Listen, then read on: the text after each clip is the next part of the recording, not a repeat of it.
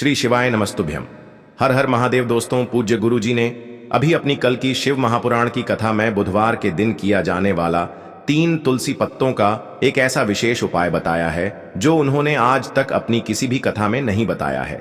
पूज्य गुरु जी ने कहा कि जब आपके हाथ तंग चल रहे हो, जब रुपये पैसे कहीं से प्राप्त ही ना हो पा रहे हो, जीवन में चारों तरफ से सिर्फ और सिर्फ परेशानियां आ गई हो, उनसे बाहर निकलने का कोई रास्ता ना दिखाई दे रहा हो, तो 9 अप्रैल 2025 बुधवार के दिन कर लेना 3 तुलसी पत्ते वाला यह उपाय होगी। हर मनोकामना पूरी मिलेगी, सभी दोषों से मुक्ति, इतना धन आएगा कि संभाले नहीं संभलेगा। माता लक्ष्मी जी और महादेव जी के आशीर्वाद से पूरे साल धन बरसता रहेगा। दोस्तों, जैसा कि आप सभी लोग जानते हैं कि 9 अप्रैल 2025 यानी बुधवार को पड़ रही है चैत्र महीने की द्वादशी तिथि। और दोस्तों, यह वह तिथि है जो चैत्र महीने में पड़ने वाली सबसे बड़ी और चैत्र महीने की पहली द्वादशी तिथि है, क्योंकि यह बुधवार के दिन पड़ रही है और हमारे हिंदू धर्म में इसका बहुत ही बड़ा और विशेष महत्व होता है। पूज्य गुरु जी ने कहा है कि अगर कभी भी मौका लग जाए और चैत्र महीने की द्वादशी तिथि बुधवार को पड़ जाए तो आप लोगों को सिर्फ और सिर्फ 3 तुलसी के पत्ते वाला उपाय तो अवश्य ही करना चाहिए, क्योंकि इन दोनों तिथियों का संयोग बहुत ही कम आता है। इसी के साथ दोस्तों, गुरु जी ने कहा है कि जब भी चैत्र महीने की द्वादशी तिथि पड़े तो आप लोगों को सिर्फ और सिर्फ तुलसी वाला उपाय तो अवश्य करना चाहिए। यह उपाय इतना खास है कि अगर आपने सही मुहूर्त पर सही क्रिया अनुसार 3 तुलसी पत्ते वाला उपाय कर लिया, जो प्राचीन काल के समय का महा उपाय है, तो मान के चलिए दोस्तों, महादेव जी के आशीर्वाद से आपके जीवन का कितना ही बड़ा दुख हो, उससे आपको मुक्ति मिल जाएगी। आपकी कोई भी मनोकामना हो, मान लीजिए आप नौकरी की तैयारी कर रहे थे तो आपकी नौकरी लग जाएगी, आपका बंद पड़ा व्यापार चल पड़ेगा। और दोस्तों, आप जिस बीमारी से आप बहुत दिनों से परेशान थे, उस बीमारी से आपको मुक्ति मिल जाएगी। आपके जीवन में धन आना शुरू हो जाएगा, आपके जीवन में धन आने के नए नए रास्ते खुल जाएंगे। और मान के चलिए दोस्तों, फिर आपको किसी भी प्रकार की परेशानी का सामना नहीं करना पड़ेगा। इसीलिए दोस्तों, 9 अप्रैल बुधवार के दिन आप लोगों को इस वाले उपाय को जरूर कर लेना है। भले ही आपने पूरे साल भर इस उपाय को ना किया हो, पर अगर आपने इस चैत्र महीने में पड़ने वाली द्वादशी के दिन अगर इस वाले उपाय को कर लिया तो आपको इस उपाय को करने का वह फल मिलेगा जिसकी आपने कभी कल्पना भी नहीं करी होगी। इसीलिए आप लोग इस तुलसी वाले उपाय को एक बार जरूर कर लेना, ताकि आप लोगों के हाथ से यह मौका ना जा सके और आपको इस उपाय को करने का फल मिल सके। दोस्तों, यह उपाय पंडित जी ने अपनी अभी की ही शिव महापुराण की कथा में बताया है, जो इस उपाय को आज हम आपको बहुत अच्छे से समझाने वाले हैं। इस वीडियो को देखने के बाद इस उपाय को समझने के लिए आपको कोई और वीडियो को देखने की जरूरत नहीं पड़ेगी। तो दोस्तों, इस उपाय को आपको कैसे करना है, कब करना है, कहां पर करना है और उपाय को करते समय आपको किन किन गलतियों को नहीं करना है और आपको किन किन बातों का ध्यान रखना है, ये सारी जानकारी हम आपको इस वीडियो में देंगे। तो चलिए भक्तों, उपायों को शुरू करते हैं। अगर आप भी चाहते हैं कि महादेव जी का आशीर्वाद आप पर सदैव बना रहे तो वीडियो को लाइक करें, चैनल को सब्सक्राइब करें और कमेंट बॉक्स में हर हर महादेव जरूर लिखें। और अपने फायदे के लिए, गरीबी दूर करने के लिए इस वीडियो को पूरा देखकर जाना। यदि आज आपने वीडियो को बीच बीच में से देखा, काट काट कर देखा, तो जीवन में आपको कभी सफलता हासिल भी नहीं होगी। देखिए दोस्तों, यह 9 अप्रैल बुधवार द्वादशी का दिन यह इतना खास होता है, इतना महत्वपूर्ण होता है। देखा गया है कभी कभी बड़े बड़े पूजा पाठ अनुष्ठान से जो मनोकामना पूर्ण नहीं होते, वह 9 अप्रैल बुधवार के दिन एक छोटे से उपाय करने से ही आपकी मनोकामना पूर्ण हो जाती है। अब हम समझते हैं इस वाले उपाय को हमें करना किस समय है। इस 3 तुलसी पत्ते वाले उपाय को हमें चैत्र महीने के बुधवार के दिन करना किस समय है। तो देखिए, इस उपाय को करने का जो समय है वह सुबह का समय है और शाम का समय भी है। अब देखिए, यहां पर हम मुख्य रूप से सुबह का समय नहीं बोलेंगे, क्योंकि 9 अप्रैल बुधवार द्वादशी का दिन है और इस दिन प्रदोष काल के समय का बहुत महत्व होता है। बाकी अगर सुबह के समय भी करेंगे तो भी अच्छा होगा, उसमें कोई भी दिक्कत वाली बात नहीं है। तो चलिए जानते हैं इस विशेष उपाय के बारे में। लेकिन उससे पहले एक प्रार्थना, अगर आप इस चैनल पर नए हैं तो आप इस वीडियो को लाइक करें, चैनल को सब्सक्राइब करें और कमेंट बॉक्स में आप अपनी राशि या अपना नाम जरूर डाल दें, क्योंकि हम राशि से जुड़ा भाग्य भी बताते हैं और भाग्य में चल रही परेशानियों को दूर करने के लिए वह आसान से आसान उपाय भी बताते हैं। तो चलिए अब हम अपने सबसे पहले उपाय की बात कर लेते हैं। देखिए, चैत्र मास के दिनों में विशेषकर भगवान शिव और माता पार्वती और विष्णु भगवान का पूजन किया जाता है। अब साथ ही साथ बुधवार द्वादशी का दिन भी पड़ गया है, तो ऐसा समझ लीजिए आपके जीवन में धन भी आएगा, सुख भी आएगा, धन बढ़ेगा भी, और साथ ही साथ आपके जीवन के सारे संकटों को भगवान शिव जी दूर कर देंगे। तो चलिए सबसे पहले बात कर लेते हैं सबसे पहले उपाय की, जो कि बुधवार वाले दिन आपको विशेष कर करना है।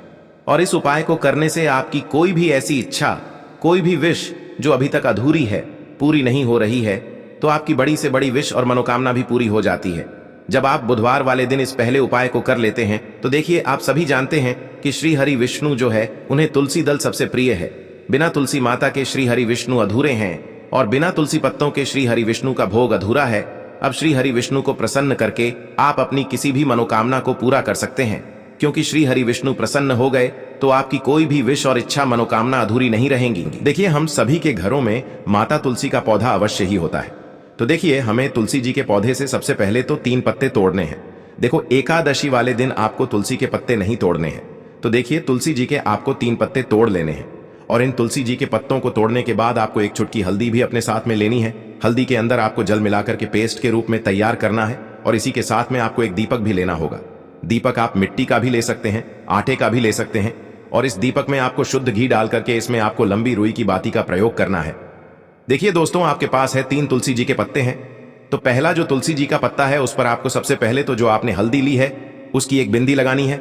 और पहला जो तुलसी जी का पत्ता है, आपके घर में भगवान विष्णु का चाहे कोई सा भी स्वरूप हो, चाहे लड्डू गोपाल जी का स्वरूप हो या फिर भगवान कृष्ण की आपके मंदिर में प्रतिमा हो या फिर भगवान श्री राम की प्रतिमाएं, उनके सामने आपको पहला तुलसी जी का पत्ता अर्पित करना है। अब देखिए दोस्तों, आपके पास जो 2 तुलसी जी के पत्ते हैं और आपके पास जो एक दीपक है, इन्हें आपको लेकर के पहुंचना है अपने ही घर में तुलसी जी के पौधे के पास में। देखिए, सबसे पहले तो आपके पास जो 2 तुलसी जी के पत्ते हैं उन पर भी आपको हल्दी की एक बिंदी लगानी है और उन दोनों ही तुलसी जी के पत्तों को आपको अपने घर में तुलसी जी के पौधे के वहां पर ही अर्पित कर देने हैं। और इस प्रकार से यह दोनों पत्ते भी तुलसी जी के पौधे के पास में अर्पित करने के बाद अंत में जो आपके पास एक लंबी बाती का दीपक है, इसे आपको तुलसी जी के पौधे के पास में ही प्रज्वलित कर देना है। जो भी व्यक्ति अपने ही घर पर इस प्रकार से तुलसी जी के 3 पत्तों का यह उपाय कर लेता है तो उसका परिवार हमेशा खुश रहता है। उसके परिवार में कभी भी कोई भी संकट उत्पन्न नहीं होता है और यदि आपके घर में जो भी गृह क्लेश है वह भी समाप्त होते हैं। तो इस प्रकार से यह सुंदर सा उपाय करना है। अब बात करते हैं अगले उपाय की। देखो, यदि आपके जीवन में आर्थिक संकट बहुत अधिक हो रहे हैं, धन की समस्या लगातार जीवन में बनी हुई है, एक रुपयों को प्राप्त करने के लिए आपको बहुत अधिक मेहनत कर रहे हैं, तो आज रात्रि में सोने से पहले आपको हो यह एक चमत्कारी दीपक का उपाय अवश्य करना है। या फिर यदि आपका जो व्यापार है, बिजनेस है, दुकान है, वह अच्छे से नहीं चल पा रही है, तो आज रात्रि में इस विशेष दीपक का उपाय आपको अवश्य करना चाहिए। देखो दोस्तों, दीपक हमारे घर में सभी नकारात्मक शक्ति को बाहर करता है। यह उपाय आपको साल में केवल एक बार करने का ही मौका मिलता है। देखिए, इस उपाय के लिए आपको तुलसी जी की जो सूखी लकड़ी होती है उसे ले लेना है। देखिए दोस्तों, यदि आपके पास पुरानी तुलसी जी की लकड़ी है तो उसे आप ले सकते हैं और यदि आपके घर में तुलसी जी जो लकड़ी है वह सूखी हुई है तो उसकी लकड़ी आप तोड़ करके इस्तेमाल कर सकते हैं। लेकिन आपको ध्यान रखना है कि सूर्यास्त से पहले पहले ही आपको यह जो तुलसी जी की लकड़ी है इससे अवश्य ही तोड़ लेना है। तो इस उपाय के लिए आपको सबसे पहले तो एक मिट्टी का दीपक लेना होगा। चाहे तो आटे का दीपक भी ले सके, क्योंकि आटे का दीपक सभी दीपक में सर्वोत्तम माना गया है। इस दीपक के अंदर आपको शुद्ध घी का प्रयोग करना होगा और इससे दीपक के अंदर आपने जो तुलसी जी की लकड़ी ली है उसे भी रख देना है। लेकिन ये जो तुलसी जी की लकड़ी है इसमें आपको चारों तरफ अच्छे से घी लगा लेना है।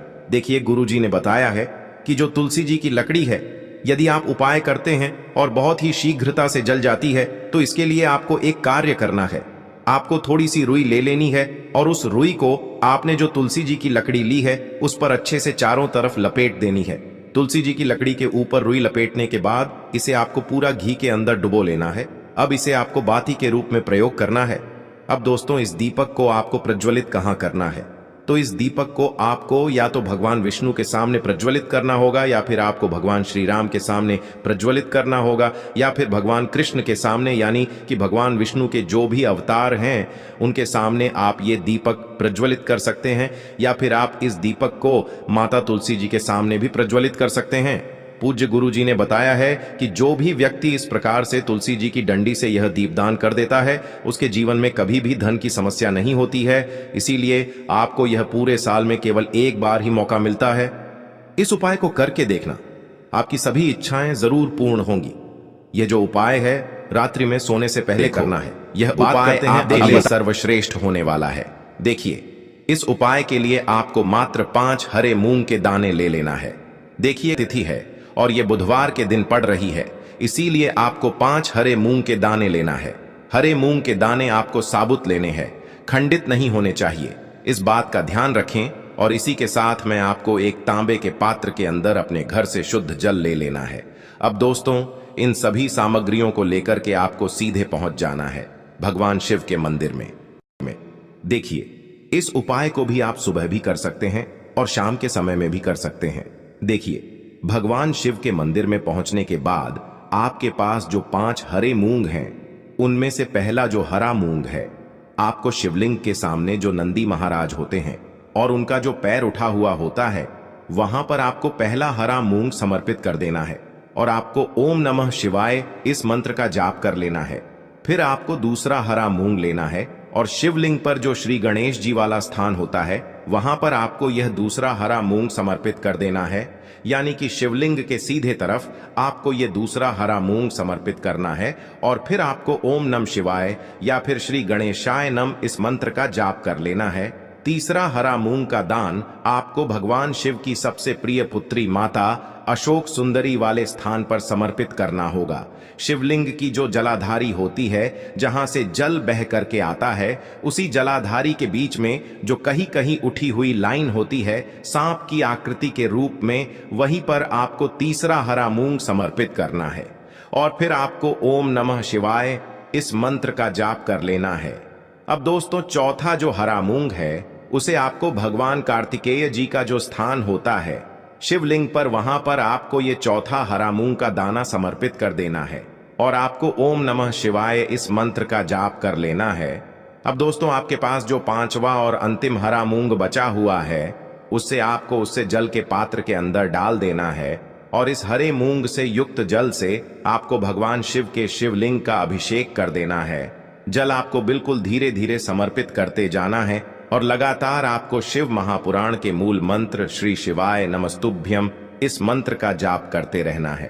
फिर आपको शिवलिंग के सामने बैठकर, यदि आप अपने बच्चों के लिए ये उपाय कर रहे हैं, यदि आप अपने बच्चों की बुद्धि, ज्ञान और विवेक के लिए उपाय कर रहे हैं, तो उसके लिए आपको प्रार्थना कर लेनी है, या फिर व्यापार में वृद्धि करने के लिए ये उपाय कर रहे हैं तो उसकी कामना करते हुए आपको प्रार्थना कर लेनी है, या फिर अपनी नौकरी के लिए कर रहे हैं, या फिर अपने इंटरव्यू के लिए, या फिर धन की प्राप्ति के लिए कर रहे हैं। जिस भी कामना के लिए आप उपाय कर रहे हैं, उसे परिपूर्ण करने के लिए आपको महादेव से प्रार्थना कर लेनी है और फिर आपको वापस अपने घर आ जाना है।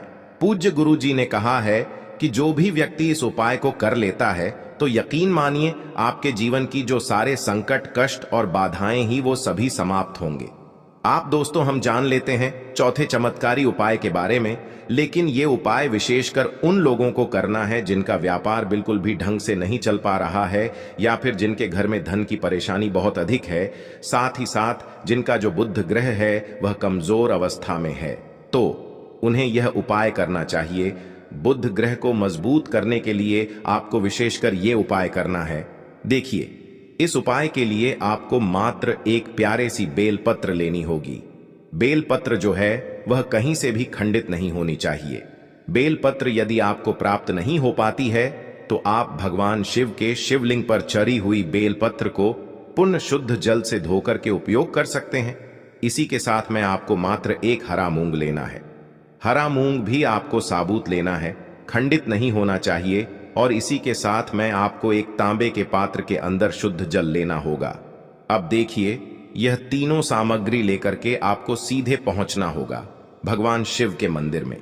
यह उपाय आप सुबह से लेकर के शाम तक किसी भी समय कर सकते हैं। देखिए, सबसे पहले तो आपके पास जो एक बेलपत्र है, उससे आपकी जो भी कामना है, चाहे व्यापार से जुड़ी हो, बुद्धि ज्ञान विवेक की प्राप्ति के लिए हो, आपके घर में सुख शांति को लेकर आपकी कोई काम न हो, जो भी आपकी कामना है उन्हें आपको बोलना है। और यह जो एक बेल पत्र है, सबसे पहले तो आपको माता अशोक सुंदरी वाले स्थान पर समर्पित कर देनी है। देखें, बेल पत्र की चिकनी साइड शिवलिंग से स्पर्श रहेंगी और इसकी जो डंडी है वो आपको जलाधारी की ओर रखनी है। इस प्रकार से आपको यह जो बेल पत्र है, इससे माता अशोक सुंदरी वाले स्थान पर समर्पित कर देना है। अब दोस्तों, आपके पास जो एक हरा मूंग का दाना है, उससे आपको आपकी जो भी कामना है उसे बोलते हुए उस हरे मूंग दाने को आपको उसे जलपात्र के अंदर डाल देना है। अब दोस्तों, ये जो हरा मूंग युक्त जल है, इसे आपको समर्पित करना है। आपकी जो भी कामना है, चाहे आपका जो व्यापार है वह अच्छे से नहीं चल पा रहा है, तो इस प्रकार से आपको कामना करनी है। और यह जो हरी मूंग से युक्त जल, इसमें से थोड़ा सा जल सबसे पहले तो आपको भगवान श्री गणेश जी वाला स्थान पर समर्पित करना है। फिर थोड़ा सा जल आपको माता अशोक सुंदरी वाले स्थान पर समर्पित करना है। और फिर जो अंत में थोड़ा सा जल और बचेगा, उसे पूरा आपको भगवान शिव के शिवलिंग पर धीरे धीरे अर्पित कर देना है, श्री शिवाय नमस्तुभ्यम इस मंत्र का जाप करते हुए। तो इस प्रकार से आपको थोड़ा थोड़ा जल समर्पित करना है। थोड़ा सा जल आपको भगवान गणेश जी वाले स्थान पर, फिर माता अशोक सुंदरी वाले स्थान पर, फिर अंत में भगवान शिव के शिवलिंग पर अर्पित कर देना है। आपकी जो भी समस्या होगी वह विघ्नहर्ता आपकी समस्या को समाप्त जरूर करेंगे। अब हम बात कर लेते हैं तीसरे उपाय की। के लिए आपको लेना है 11 चावल के दाने। गुरु जी ने कहा है चावल के दाने खंडित नहीं लेने हैं, बिल्कुल साबुत होने चाहिए। उसके साथ में आपको लेना है एक बेलपत्र। बेलपत्र का भी एक नियम है, अगर आपके पास बेलपत्र नहीं है तो आप शिवलिंग से उठाकर उसको पुनः शुद्ध जल से धोकर इस्तेमाल कर सकते हैं। इस प्रकार आपको बेलपत्र लेना है। इसके बाद आपको एक लोटा जल लेना है। अब ये सब सामग्री लेकर आपको जाना है महादेव के मंदिर में। देखो, अब आपको उत्तर साइड में खड़े हो जाना है और सबसे पहले आपको एक बेलपत्र अपने हाथ पर और 11 चावल दाने रखकर शिवलिंग के ऊपर अपना नाम और गोत्र बोलते हुए समर्पित कर देना है और ओम नमः शिवाय श्री शिवाय नमस्तुभ्यं का लगातार जाप करना है। अब आपको जो एक लोटा जल साथ में लेकर आए थे, उसे धीरे धीरे बेलपत्र और चावल दाने के ठीक ऊपर आपको समर्पित करते जाना है और शिव पुराण के मूल मंत्र श्री शिवाय नमस्तुभ्यं का 11 बार जाप करना है और अपनी मनोकामना बोलते जाना है। देखो, बस छोटा सा उपाय करना है, देखना एक दिन आपके सब काम बनने लग जाएंगे। गुरु जी का बहुत ही विशेष उपाय है। चलते हैं तीसरे उपाय की तरफ। को लेना है एक गोल बाती का दीपक। आप चाहें तो मिट्टी का ले सकते हैं या फिर घर से शुद्ध आटा मढ़कर उसका दीपक आप तैयार कर सकते हैं। इसके बाद आपको लेना है शुद्ध गाय का घी। अगर वो नहीं है तो कोई भी देसी घी इस्तेमाल कर सकते हैं, जिससे आपको दीपक प्रज्वलित करना है। देखो, अब ये सब सामग्री लेकर आपको जाना है प्रदोष काल में आपके घर पर तुलसी जी के घेरे के पास में। देखो, ये उपाय तो आपको अवश्य करना है। देखो, वहां पहुंचकर सबसे पहले वो दीपक आपको प्रज्वलित कर देना है और ओम नमो भगवते वासुदेवाय नमः का 11 बार जाप करना है। उसके बाद आपको अपने सीधे हाथ में थोड़ी हल्दी लेकर उस दीपक में अपना नाम और गोत्र बोलते हुए डाल देना है। उसके बाद माता लक्ष्मी से आपको प्रार्थना करना है कि हे महालक्ष्मी, हमारी सभी दुख तकलीफों को दूर करो। हे महादेव, हमारे सब दुख कष्टों को खत्म करो। इस भावना से आपको ये उपाय करना है।